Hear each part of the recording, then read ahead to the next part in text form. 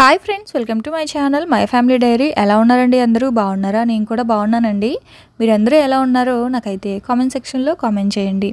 అలాగే మీకు కనుక నా రెసిపీస్ ఇంకా వ్లాగ్స్ నచ్చుతున్నట్టయితే లైక్ చేయడం మర్చిపోవద్దు. సో మీరు ఖచ్చితంగా లైక్ చేస్తారని అనుకుంటున్నాను. ఇక్కడైతే ఇవాళ నేను నా మార్నింగ్ టు ఈవినింగ్ రొటీన్ అయితే మీతో షేర్ చేస్తాను. ఫస్ట్ అయితే ఇడ్లీ అయితే కలుపుతూ ఉన్నానండి. పిల్లలకి ఫస్ట్ ఇడ్లీ పెట్టేస్తా ఉన్నా. అంటే బాక్స్ ప్యాక్ చేసేయాలన్నమాట. ఇడ్లీ కూడా ప్యాక్ చేసేయాలి, లంచ్ కూడా ప్యాక్ చేసేయాలి. ఎందుకంటే పిల్లలకి స్కూల్ ఆటో టైమింగ్స్ మారిపోయాయని చెప్పాను కదా, 7:20కే అని చెప్పి. సో వాళ్ళకి ఏంటంటే టిఫిన్ తినే టైం ఉండదు. అయినా 7:20 అంటే 7 o'clockకి వాళ్ళు టిఫిన్ తినాలి. పాపం ఏం తింటారు చెప్పండి. అందుకే బాక్స్ అయితే ప్యాక్ చేస్తున్నా. ఆటోలో తినడానికి కూడా వాళ్ళకి అవ్వదు కదా. స్కూల్లో వాళ్ళకి 10 o'clockకి బ్రేక్ ఉంటుంది. సో 10కి తింటారనమాట. పాపం అప్పటి వరకు ఖాళీ కడుపుతూ ఉంటారు. కానీ ఇంకేం చేస్తాం, తప్పదు. ఆటోలో తినండి అమ్మా అంటే మేము తినం అంటున్నారు వాళ్ళు. బస్సు అయితే తినేయచ్చు, ఆటో అయితే కొంచెం చిన్నగా ఉంటుంది కదా, తినలేరు. సో ఎందుకే ఈ ఆటోలు బస్సులు ఎందుకులే అని చెప్పేసి మేము షిఫ్ట్ అవుదాం అనుకుంటున్నామండి. ఇల్లు అయితే మీది ఓన్ హౌస్ కదక్క, ఎందుకు షిఫ్ట్ అవ్వడం, రెంట్ హౌస్ అంటే ఇబ్బంది కదా అని అంటున్నారు కామెంట్స్లో. కరెక్టే యాక్చువల్గా, అందుకే మేము ఇన్ని రోజులు ఉండిపోయాం అనమాట. కాకపోతే పిల్లలకి ఇబ్బంది అవుతుంది అని చెప్పేసి మారుదాం అనుకుంటున్నాం. స్కూల్కి దగ్గరలో కనుక మంచి ఇల్లు దొరికితే షిఫ్ట్ అవుదామని అనుకుంటున్నాం. మరి చూడాలి. అయితే ఖాళీ కడుపుతో వెళ్తారు కదా. సో అందుకని చెప్పేసి పాలైతే ఇస్తున్నాను. ఇవి వచ్చేసి జీడిపప్పు అనమాట. జీడిపప్పుని నేను ఒక 1/2 kg జీడిపప్పు అనుకోండి, ఒక 2-3 స్పూన్స్ కార్న్ఫ్లవర్, ఒక 10 ఇలాచీ వేసేసి మిక్సీలో మెత్తగా పౌడర్ చేశాను. అంటే ఫస్ట్ జీడిపప్పుని కొంచెం వేయించాను. వేయించిన జీడిపప్పుని ఆయిల్ లేకుండా వేయించి అందులో ఒక 2-3 స్పూన్లు కార్న్ఫ్లవర్ వేసుకొని ఇలాచీ వేసేసి పౌడర్ లాగా చేసుకున్నాను. అయితే డైరెక్ట్గా కనుక ఆ పౌడర్ని పాలల్లో కలిపితే ఉండలు కట్టేస్తుంది. అందుకని చెప్పి కొంచెం పాలల్లో మిక్స్ చేసి ఆ తర్వాత అన్ని పాలల్లో కలిపేయాలన్నమాట. అప్పుడైతే ఉండలు కట్టకుండా ఉంటుంది, బాదం పాలు లాగా ఉంటాయి. కాకపోతే బయట బాదం పాలు ఏంటంటే వాళ్ళు కొంచెం కలర్స్ యాడ్ చేస్తారు, ఎల్లో కలరు అట్లాగా. సాఫ్రాన్ ఉన్నా వేసుకోవచ్చు, కానీ డైలీ తాగే పాలలకి సాఫ్రాన్ ఫుడ్ కలర్ ఎందుకులే అని నేను అవన్నీ ఏమీ యాడ్ చేయలేదు. ఇది ప్లెయిన్ బాదం పాలు. అంటే బాదం పప్పు వేస్తే బాదం పాలు, జీడిపప్పు వేసాను కాబట్టి జీడిపప్పు పాలు, కాజు పాలు అనుకోవచ్చు మనము. సో ఇవైతే చెరుకో గ్లాస్ అయితే ఇచ్చేస్తున్నా. ఖాళీ కడుపుతో మళ్ళీ కళ్ళు తిరుగుతాయి కదా పిల్లలకి, అందుకని చెప్పి ఫస్ట్ అయితే వద్దన్నారు. బలవంతంగా తాగిపిస్తున్నాను. రాగి జావ తాగుతారా అంటే వద్దని చెప్పారు. సరే రాగి జావ కంటే పాలే బెటర్ అట వాళ్ళకి. సరే పాలే ఇచ్చాయమ్మా అంటే ఇలా కలిపి చల్లారాలి కదా. సో అందుకని చెప్పి కొంచెం చన్నీటిలో పెట్టాను అనమాట. అదేంటో మామూలుగా టీ కాఫీ అనుకోండి, మనం చల్లారొద్దు అనుకున్నా చల్లారిపోతాయి. పాలు త్వరగా చల్లారాలి అనుకున్నా సరే చల్లారు, టైం తీసుకుంటాయి. అదేంటో నాకు అర్థం కాదు. సో ఇక్కడ ఇవాళ అయితే నేను లంచ్ బాక్స్లోకి క్యారెట్, స్వీట్ కార్న్, కొత్తిమీర రైస్ అయితే చేస్తున్నానండి. రైస్ చాలా బాగుంది. మా పెద్దోడైతే ఈవినింగ్ వచ్చి కూడా అడిగాడు, అమ్మ రైస్ ఉందా అని చెప్పి. అంత నచ్చిందంట వాడికి. మళ్ళీ రేపు కూడా చేస్తాను లేరా అని చెప్పాను. సో పిల్లల వరకే చేస్తున్నాను. మా వారికి కర్రీస్ ఉన్నాయన్నమాట, చికెన్ కర్రీ అవి. సో అందుకని పిల్లల కోసమే కొంచెంగా చేస్తున్నాం. ఫస్ట్ అయితే కడాయిలో ఒక 3 స్పూన్స్ ఆయిల్ అయితే వేసుకొని, హోల్ గరం మసాలా ఉంటాయి కదా, అంటే ఒక 2-3 లవంగాలు, చిన్న దాల్చిన చెక్క, ఒక 1/2 స్పూన్ షాజీరా, ఒక స్టార్ ఫ్లేవరు, ఒక 2 ఇలాచీ వేసేసుకొని ఒక హాఫ్ ఆనియన్ చాలు, ఎక్కువ కూడా అవసరం లేదు. ఆనియన్ వేసేసుకొని చిన్న క్యారెట్ ముక్క, కొన్ని స్వీట్ కార్న్ వేసేసుకొని కొంచెం ఫ్రై చేసేసుకోవాలి. అవి త్వరగానే మగ్గిపోతాయండి. స్వీట్ కార్న్ ఏమి సపరేట్గా మనం బాయిల్ చేసి వేయాల్సిన అవసరం లేదు. నార్మల్ స్వీట్ కార్న్ అనమాట, అది ఫ్రీజ్ చేసిన ఫ్రోజన్ స్వీట్ కార్న్. సో అదైతే వేసేసా. అది ఆవిరికే ఉడికిపోతుంది, ఆయిల్లో వేయగానే వేగిపోతాయి అన్నమాట స్వీట్ కార్న్. ఆ తర్వాత అందులో నేనైతే ఒక 1/2 స్పూన్ అల్లం వెల్లుల్లి పేస్ట్, ఇది కొత్తిమీర పుదీనా పేస్ట్. సో మీకు ముందు వీడియోలో నేను చూపించాను కదా, కొత్తిమీర పుదీనా పచ్చిమిర్చి వేసి పేస్ట్ అయితే చేసి పెట్టుకున్నానని. సో ఆ పేస్టే వేసేసా. అందులో ఎలాగో పచ్చిమిర్చి స్పైసీ ఉంటుంది, అందుకే నేను సపరేట్గా ఏం వేయలేదన్నమాట, కారం ఏమి కూడా. సో అదైతే వేసేసుకొని ఇదిగోండి రుచికి సరిపడా సాల్ట్ కూడా వేసుకొని మంచిగా ఫ్రై చేసేసుకున్నా.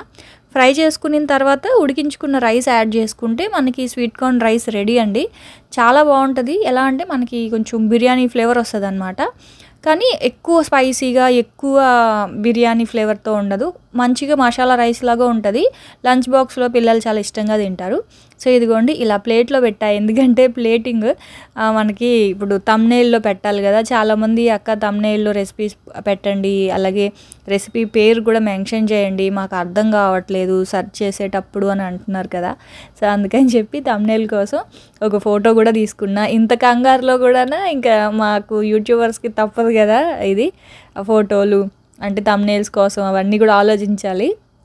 ఇంక అందుకే అవన్నీ ప్లేట్లో పెట్టి మంచిగా ప్లేటింగ్ చేసి ఒక ఫోటో తీసుకొని మళ్ళీ అదైతే ఇంకా బాక్సుల్లో పెట్టేయాలి. అయితే ఇంక నైట్ డిష్ వాషర్ వేసా కదా, అందులో నుంచి ఇంక ఇవన్నీ కూడా డ్రై అయిపోయి ఉంటాయి లంచ్ బాక్స్లు అన్నీ కూడా. సో అవన్నీ కూడా తీసుకొని బాక్స్ అయితే ప్యాక్ చేయాలి. అయితే డిష్ వాషర్ కోసం కరెంట్ బిల్ ఎలా వస్తుంది అని అడిగారు. కరెంట్ బిల్లు మాకైతే మామూలుగా అంటే డిష్ వాషర్ రాకముందు 2200 అలా వచ్చేదనమాట. సో ఇప్పుడు ఏంటంటే ఎక్స్ట్రా ఒక 500 ఎక్స్ట్రా వస్తుంది, అంటే 2700 లేదా 2500 అలా వస్తుంది. సో ఎలా అంటే ఇంచుమించు ఒక 500 దాకా ఎక్స్ట్రా వస్తుంది కరెంట్ బిల్ అయితే.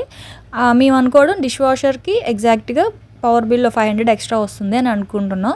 ఇంకా దాని మెయింటెనెన్స్ అంటే ఈ డిటర్జెంట్ అవి ఉంటాయి కదా, అదంతా ఒక 500 అవుతుంది అంతే. అంటే ఓవరాల్గా మనకి డిష్ వాషర్ మెయింటెనెన్స్ ఒక 1000 రూపీస్ అయితే అయిపోతుందండి. మనం పనావిడికి కూడా అంతే ఇస్తాం కదా, 1000 రూపాయలు 1500 లేదే ఈ రోజుల్లో ఎవరు రావట్లేదు. సో అది డిష్ వాషర్కి మెయింటెనెన్స్ అయితే తక్కువే. వాటర్ కూడా ఎక్కువ వాటర్ కూడా తీసుకోదు, వాటర్ కూడా తక్కువగానే తీసుకుంటుంది. అంటే ఆ వాటర్ తోటి ఫస్ట్ ఒక 3 టైమ్స్ తీసుకుంటుంది, కానీ తీసుకున్న వాటర్ని అస్తమాను వదిలేయకుండా అది బాగా లోపల ఆ వాటర్తోనే క్లీన్ చేసి అలా రీసైకిల్ అవుతుంది అనమాట లోపల వాటరు. ఆ తర్వాత నీట్గా క్లీన్ చేసిన తర్వాత అప్పుడు డ్రైన్ అవుతాయి వాటర్ అనేవి. ఎక్కువ ఓవర్ వాటర్ కూడా పట్టవు. కరెంట్ బిల్ కూడా తక్కువే, 500 అంటే తక్కువే కదా. సో అది సో ఎవరైనా తీసుకోవాలి అనుకుంటే తీసుకోవచ్చు. అంటే కాకపోతే అందులో పెట్టే గిన్నెలన్నీ కూడా స్టీల్వే ఉండాలి, స్టీల్వి, తర్వాత గ్లాసు, సెరామిక్ ఇవే ఉండాలి.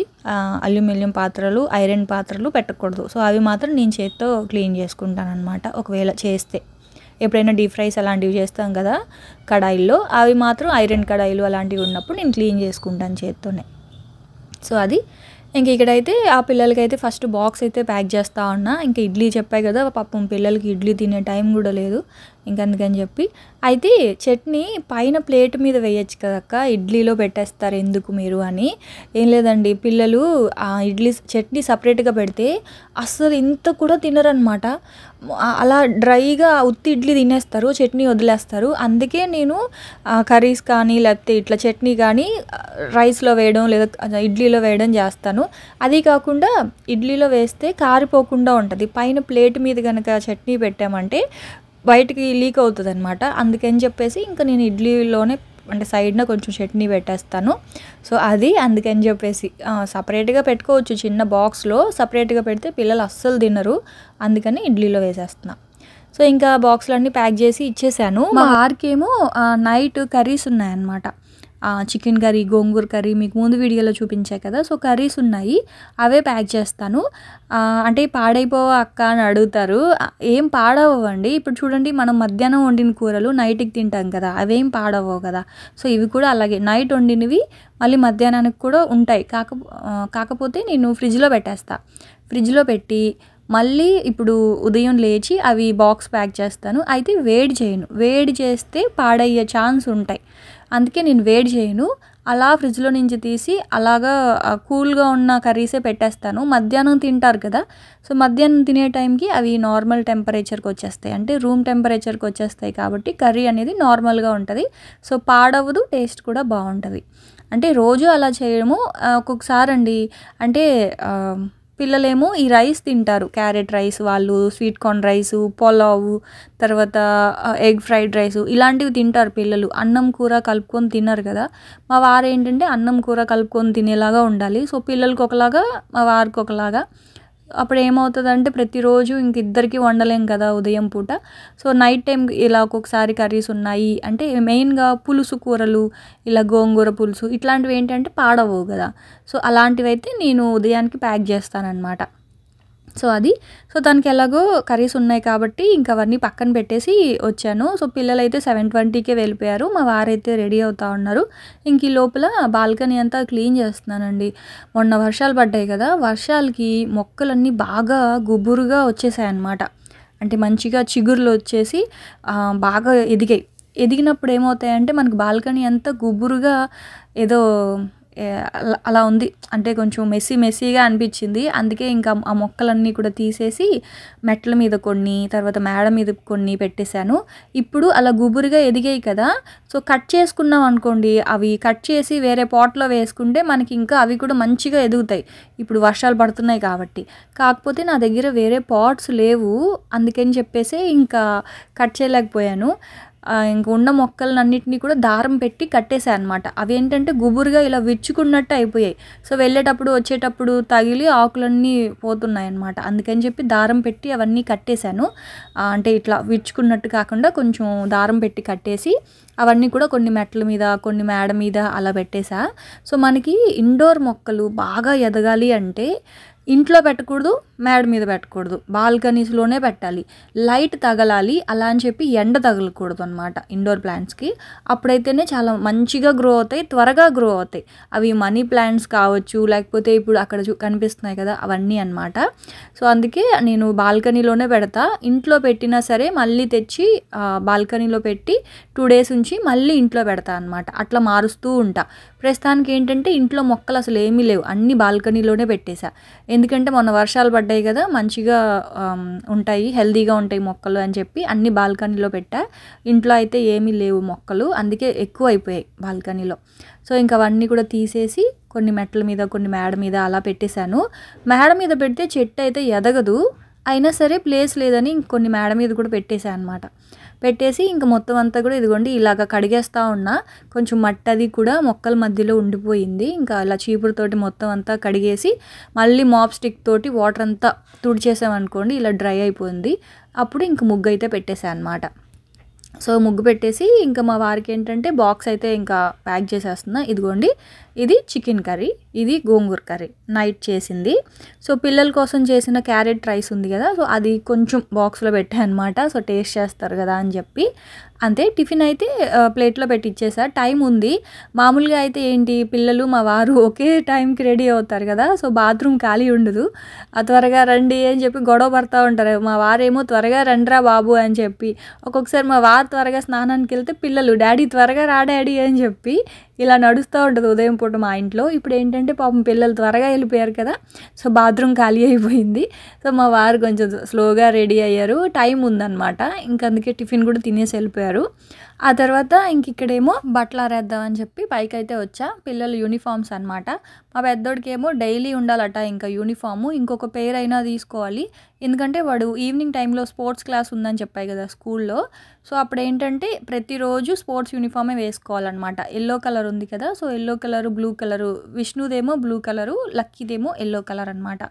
సో డైలీ ఈవినింగ్ టైంలో స్పోర్ట్స్ క్లాస్లో వాడు ఎల్లోదే వేసుకోవాలంట. మామూలుగా అయితే వీక్ ఒకరోజు స్పోర్ట్స్ యూనిఫాము, నార్మల్ డేస్లో నార్మల్ యూనిఫామ్ ఉంటుంది, సాటర్డే వైట్ యూనిఫామ్ ఉంటుంది, అంతే కదా. అసలు పిల్లలకి నార్మల్ సివిల్ డ్రెస్సే లేదండి. అన్ని రోజులు 6 రోజులు యూనిఫామ్సే ఉన్నాయన్నమాట. అందుకే అసలు పిల్లలకి బట్టలు కొనాలంటేనే చిరాకు వస్తుంది నాకు. ఇంకా యూనిఫామే ఇంకొక పేరు కూడా తీసుకుంటే అయిపోతుందిలే అనిపిస్తూ ఉంది. ఎందుకంటే వాళ్ళ యూనిఫాములతోనే అయిపోతున్నాయి. 365 days యూనిఫామ్సే అనమాట. సరే అని చెప్పి ఇంక బట్టలన్నీ ఆరబెట్టి ఇంట్లో పనంతా అయిపోయాక ఇవాళ పూజా మందిరం అయితే క్లీన్ చేసుకున్నానండి. అసలు చాలా టైం పట్టేసింది. ఇంకా చెప్పాలంటే టిఫిన్ కూడా తినలేదు నేను. ఇంకా మళ్ళీ ఇంకోసారి టీ పెట్టుకొని తాగి ఆ టీతోనే అనమాట ఇంకా పూజా మందిరం అంతా క్లీన్ చేసుకొని, అంటే పీరియడ్స్ అయిన తర్వాత ఇంకా పూజా మందిరం క్లీనింగ్ అవ్వలేదు.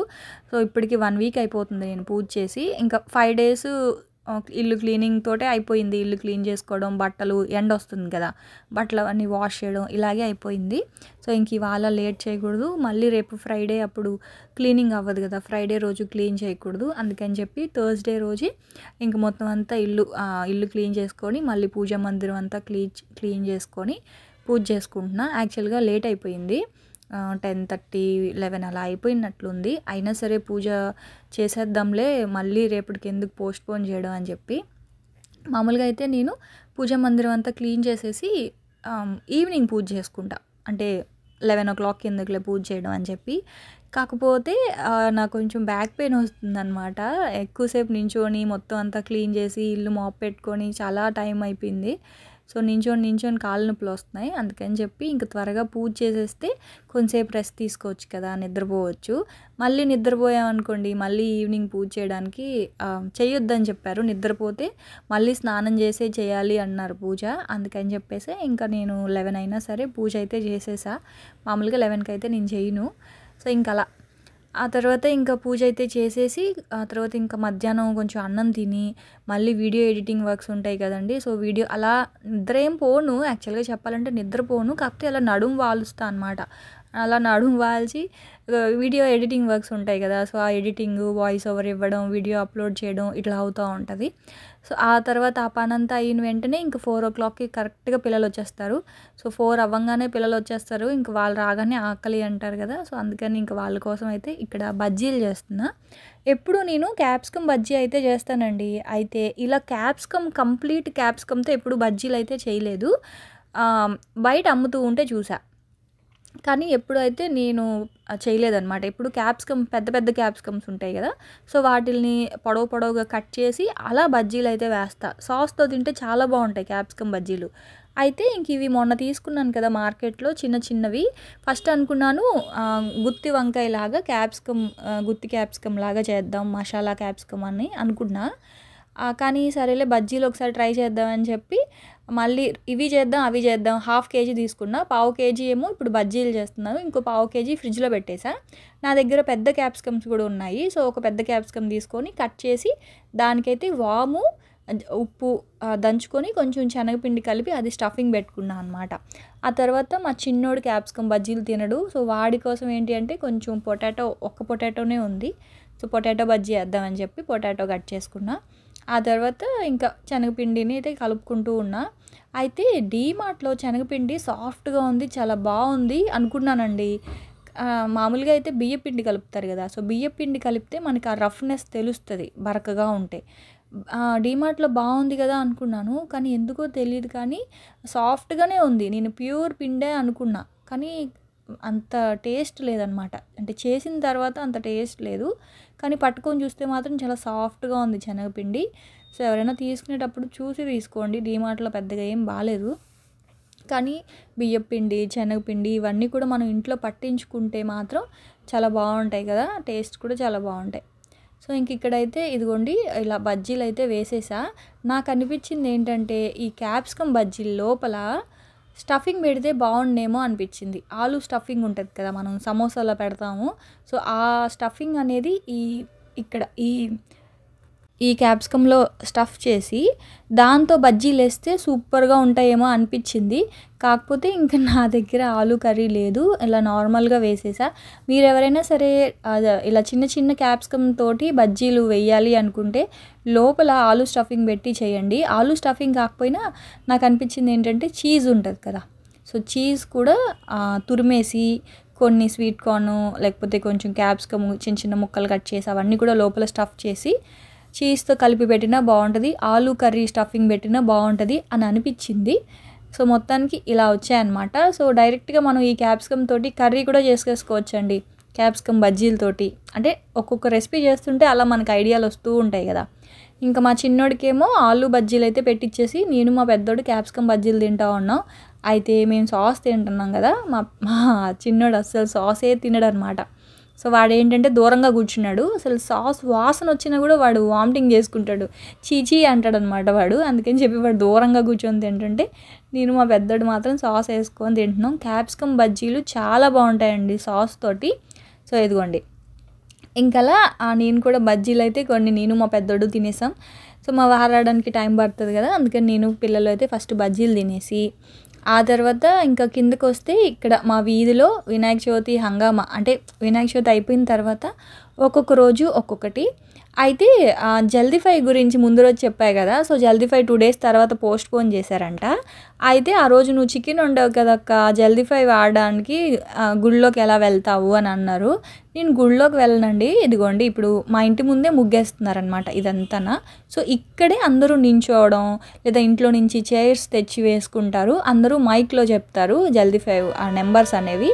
జల్దీఫై కాదు దాని పేరేంటంటే హౌసీ అనమాట. సో, హౌసీ నాకేంటంటే జల్దీఫై అని అలవాటయిపోయింది. హౌసీ కొంతమంది తంబోలా అని కూడా అంటారు. సో, హౌసీ గేము మైక్‌లో చెప్తారు. ఇక్కడ ఆడతారనమాట. అంతేగాని ఇంకా గుడిలోకైతే వెళ్ళము. సో, అది. ఇంక ఇక్కడైతే అందరూ చూసారా ఎంత బాగా పెట్టారో కదా ముగ్గులు. నాకైతే రాదండి పెట్టడం. అందుకని చెప్పి నేను పెట్టలేదు. జస్ట్ వీడియో తీశాను. ఇంకా ఇక్కడ వీధిలో వాళ్ళందరూ కూడా చక్కగా అందరూ వచ్చి ఉప్పు అనమాట. ఉప్పులో కలర్స్ కలిపి ఇలా వేస్తారు ముగ్గులు. చాలా అంటే చాలా బాగుంది. అసలు ఎంత కలగా ఉందో కదా! అలా మా వీధిలో సెలబ్రేషన్స్ అయితే జరుగుతూ ఉన్నాయి. సో, చూసారు కదా! సో, నేనైతే వ్లాగ్ ఇంకా ఇక్కడితో ఎండ్ చేస్తూ ఉన్నానండి. రేపటి వ్లాగ్‌లో మళ్ళీ వచ్చేస్తాను. అప్పటి వరకు ఉంటాను. Bye friends. బాయ్.